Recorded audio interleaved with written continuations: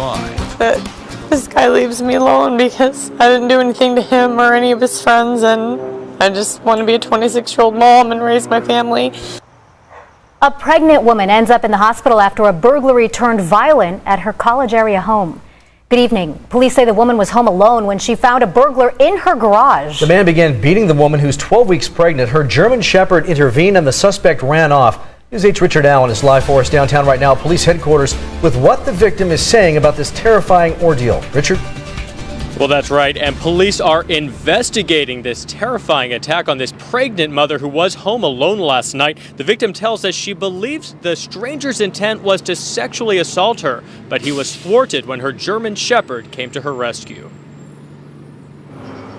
To be alone and be attacked in my own home is really scary. It makes it really hard to sleep at night. 26-year-old Sarah Day was alone Friday night with her 10-month-old daughter in their college area home when her Australian Shepherd began to howl. So I came out in the garage to smoke a quick cigarette and to get my dog and bring her inside. The married mother of 2, who is also 12 weeks pregnant, had no idea a stranger was waiting for her, lurking behind this boat. And the man was standing in the back corner over there, hidden in the shadows. She says as she reached for her lighter, the man struck her in the back of the head and then continued his assault.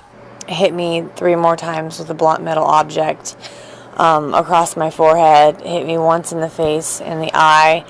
I fell backwards on my tailbone and he proceeded to kick me in the side. I curled up in a fetal position to protect my baby. Day says her assailant then verbally attacked her as well. He grabbed me in the face and he called me a slut and a whore and told me that he would be back. Day says her German Shepherd pup then came to her rescue, chasing off the man who fled out a back door and may have leapt over this fence to get away.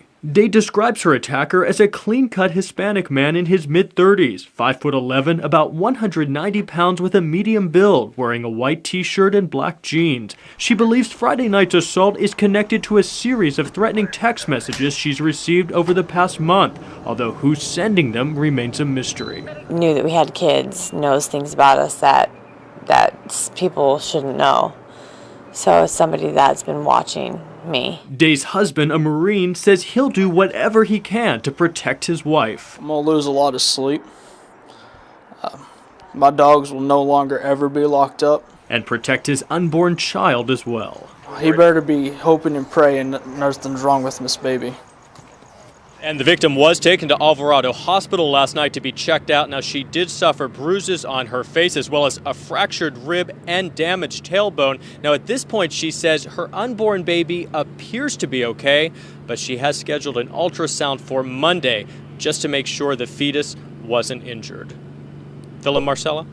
Richard, you were talking about these threatening texts, apparently, that she got. What about her phone number? Perhaps maybe somebody got this and this is how this all started?